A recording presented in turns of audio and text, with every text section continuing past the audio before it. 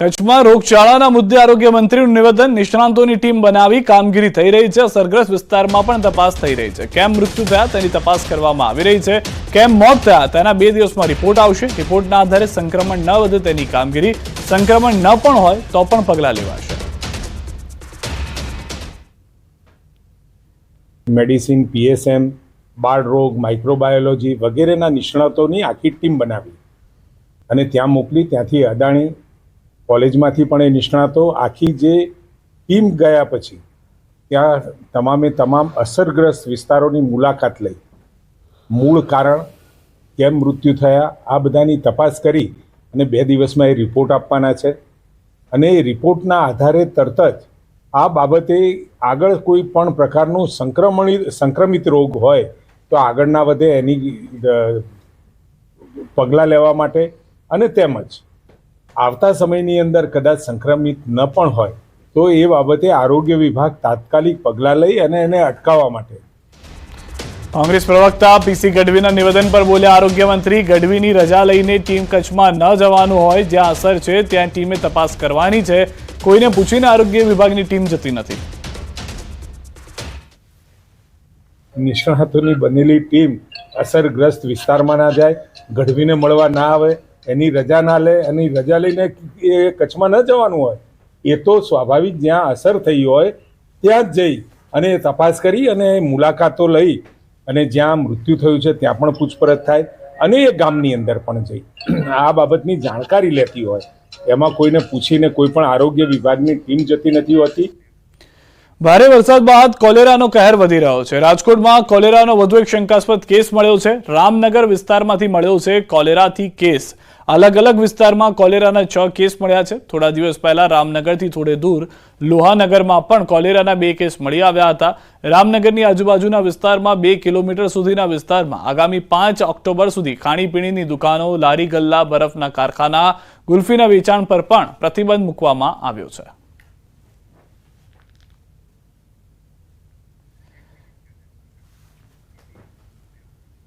લોકમેળામાં રાઇડમાં જોખમી સ્ટન્ટ। દ્વારકાના ખંભાળિયામાં શિરેશ્વર મેળાનો વિડીયો યાંત્રિક રાઇડમાં સ્ટન્ટ કરતા જોવા મળી રહ્યા છે। કેટલાક લોકો જોખમી રીતે આ સ્ટન્ટ થઈ રહ્યો છે। રાઇડમાં જોખમી સ્ટન્ટના આ વિડીયો બાદ સવાલો પણ ઉઠી રહ્યા છે કે યાંત્રિક રાઇડમાં લોકો જોખમી રીતે સવારી કરતા હોય ત્યારે કોઈ દુર્ઘટના ઘટશે તો જવાબદાર કોણ, તે અંગે પણ અનેક સવાલો ઊભા થઈ રહ્યા છે। તો હાલમાં જે દ્રશ્યોમાં પણ આપ જોઈ રહ્યા છો કે કેટલાક લોકો આ રાઇડમાં જે બેસવાના બદલે ઊભા રહીને જોવા મળી રહ્યા છે। જો આ દરમિયાન ન કરે નારાયણ ને કોઈ દુર્ઘટના ઘટે છે તો જવાબદારી કોની રહેશે? જે મેળો ભરાયો છે તેમાં સુરક્ષાને લઈને કેવા પગલાં લેવામાં આવ્યા છે તેવા પણ સવાલ ઉઠી રહ્યા છે। અમદાવાદથી વધુ એક કિરણ પટેલ પકડાયો છે। પીએમઓની ઓળખ આપી લોકો સાથે કરતો હતો છેતરપિંડી। ક્રાઇમ બ્રાન્ચે આરોપી ભરત છાબરાને દબોચ્યો છે। મૂળ હરિયાણાનો રહેવાસી છે। ગુજરાતમાં 4 ગુના છે નોંધાયેલા। મોટાભાગે ગુજરાત, પંજાબ, બેંગલુરુમાં કરી રહ્યો હતો છેતરપિંડી।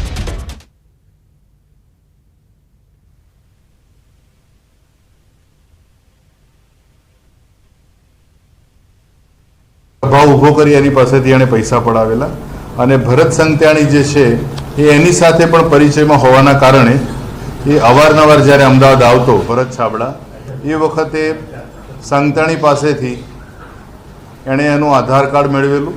એ આધાર કાર્ડ ઉપરથી એણે પોતાના નામે એ કાર્ડમાં આધાર કાર્ડમાં છેડછાડ કરી એ જે વિગતો છે એ બધી જ વાંધાજનક વિગતો એણે બદલી અને એના આધારે એણે પોતાના સિમ કાર્ડ કરેલા અને આ સિમ કાર્ડનો ઉપયોગ એ તમામ લોકોના સાથે સંપર્ક કરવામાં કરતો હતો। આ ભરત છાબડા જે છે મૂળ સિકંદરપુર મેટ્રો સ્ટેશન પાસે ગુરુગામ હરિયાણાનો છે અને ત્યાં રહે છે અને મૂળ વતન જ્યાંના પેરેન્ટલ હોમ જે છે એ સેક્ટર 13 કરનાલ હરિયાણા ખાતેનું છે। આરોપી વિરુદ્ધ 3 ગુના અમદાવાદ ક્રાઇમ બ્રાન્ચ ખાતે નોંધાયા બાદ આ જ પ્રકારનો એક ગુનો ગાંધીનગર જિલ્લાના અડાલજ પોલીસ સ્ટેશન ખાતે પણ નોંધવામાં આવેલો છે। ત્યાં પણ એ જે હોટલમાં રોકાયેલ હતો ત્યાં પણ આ જ પ્રકારે પોતાનો પ્રભાવ ઊભો કરી બનાવટી દસ્તાવેજો વગેરે રજૂ કરીને ત્યાં પણ એણે હોટલમાં મળતી સેવાઓનો મફત ફાયદો લીધો।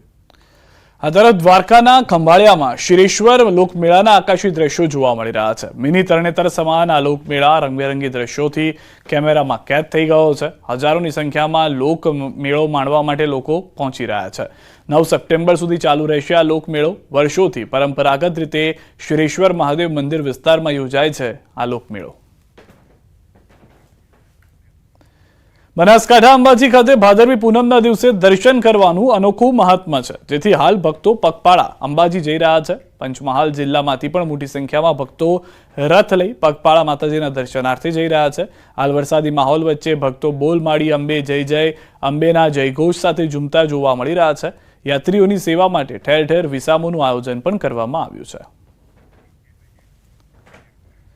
અમદાવાદના વસ્ત્રાલમાં કેરાલા સમાજ દ્વારા ઓણમ તહેવારની ઉજવણી કરવામાં આવી. કેરાલા સમાજના 3000થી વધારે લોકો એકત્ર થયા. કેરાલા સમાજની ઓળખ સમા ફૂલોની રંગોળી સ્પર્ધા પણ અલગ અલગ પરિવારોએ ભાગ લીધો. આ કાર્યક્રમમાં રાજ્ય સરકારના આઈએએસ અધિકારી જેનુ દેવન ખાસ ઉપસ્થિત રહ્યા. મહત્વનું છે કે ઓણમ એ દક્ષિણ ભારતનો કેરળનો સૌથી મોટો ઉત્સવ છે.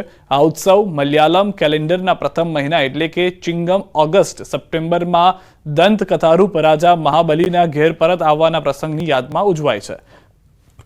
આ ઉજવણીમાં 10 દિવસનું જશ્ન ચાલતો જોવા મળે છે. તો કેરળની સંસ્કૃતિ અને પરંપરાના ઘણા ઘટકો સાથે પણ જોડાયેલો માનવામાં આવે છે.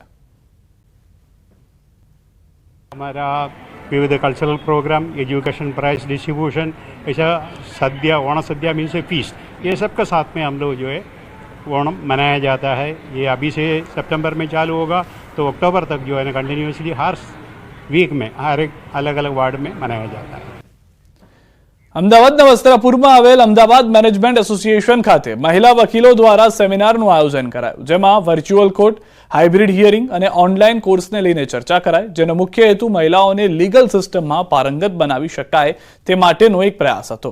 સેમિનારમાં ગુજરાત હાઈકોર્ટના ચીફ જસ્ટિસ સુનીતા અગ્રવાલ મુખ્ય મહેમાન રહ્યા હતા, જેમણે દેશભરમાં ગુજરાતની સ્થિતિને લઈને કહ્યું, છેલ્લા 1 વર્ષમાં ગુજરાતમાં કામ કરી એક વસ્તુ જાણી કે ગુજરાત ક્યારેય નંબર 2 ન હોઈ શકે, તે પ્રથમ જ હોય. પ્રથમ નંબરે રહેવા માટે મહત્વના સુધાર અને ફેરફાર કરવાની જરૂર છે.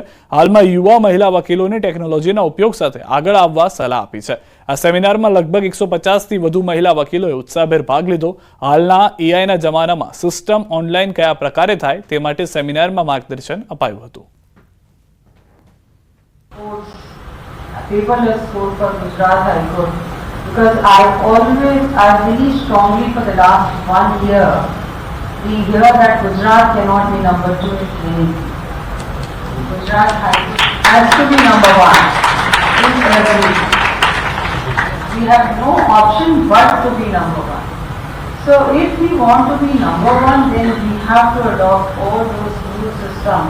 ત્યારે આર્ટિફિશિયલ ઇન્ટેલિજન્સ લીગલ સિસ્ટમમાં આવી ગઈ છે અને આપણે ઓનલાઈન હિયરિંગ્સ છે, વર્ચ્યુઅલ હિયરિંગ્સ છે, હાઇબ્રિડ હિયરિંગ છે કે તમે તમારી ઓફિસમાંથી પણ હિયરિંગ કરી શકો કોર્ટરૂમમાં, અને પેપરલેસ ફાઇલિંગ તરફ જ્યારે જઈ રહી છે કોર્ટ, ત્યારે અમને લાગ્યું કે વિમેન લોયર્સનો હવે સ્ટેજ એ છે કે એમ્પાવરમેન્ટ તો થાય જ જોડે, પણ તમે આજે લોયર તમે લિટિગન્ટ માટે અને સિસ્ટમમાં તમે કેવી રીતે બધાની જોડે ખભેથી ખભે તમે લોયર બની શકો સક્સેસફુલ, એટલા માટે અમે આ પ્રોગ્રામ રાખ્યો હતો.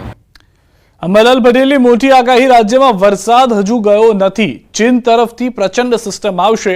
બંગાળના ઉપસાગરમાં ભારે હલચલ જોવા મળશે. વાવાઝોડાને કારણે ભારે પવન ફૂંકાશે. બંગાળનો ઉપસાગર વધુ સક્રિય થશે. તારીખ 12થી રાજ્યનું હવામાન પલટાશે અને તારીખ 12થી 15, 16 અને 17માં ગુજરાતના ભાગોમાં પુનઃ વરસાદ શરૂ થઈ જશે. કેટલાક ભાગોમાં ભારે વરસાદ ઝાપટા પડવાની શક્યતા રહેશે, જેમાં ઉત્તર ગુજરાતના ભાગોમાં કેટલાક ભાગોમાં ભારે વરસાદ ઝાપટા પડવાની શક્યતા રહેશે. મધ્ય ગુજરાતના ભાગોમાં ભારે વરસાદ ઝાપટા પડવાની શક્યતા રહેશે. પંચમહાલના ભાગોમાં કેટલાક ભાગોમાં ભારે વરસાદ ઝાપટા પડવાની શક્યતા રહેશે અને અમદાવાદ, ગાંધીનગરમાં પણ વરસાદ થશે. સૌરાષ્ટ્રના કેટલાક ભાગમાં ભારે વરસાદ ઝાપટા પડવાની શક્યતા રહેશે. દક્ષિણ ગુજરાતના કેટલાક ભાગમાં ભારે વરસાદ પડશે અને આ સિસ્ટમ છે મજબૂત છે. એક પછી એક સિસ્ટમમાં લો પ્રેશરની બની રહી છે, એટલે આ ચોમાસું અનોખું છે અને આ સિસ્ટમો જે છે હજુ પણ ભારે વરસાદ લાવવાની શક્યતા રહેશે. ત્યાર પછી 3 ઓક્ટોબર એક સિસ્ટમ બની રહી છે, એટલે એક પછી બનતી સિસ્ટમો વરસાદ લાવશે. 27મી સપ્ટેમ્બરથી 5મી ઓક્ટોબર વચ્ચે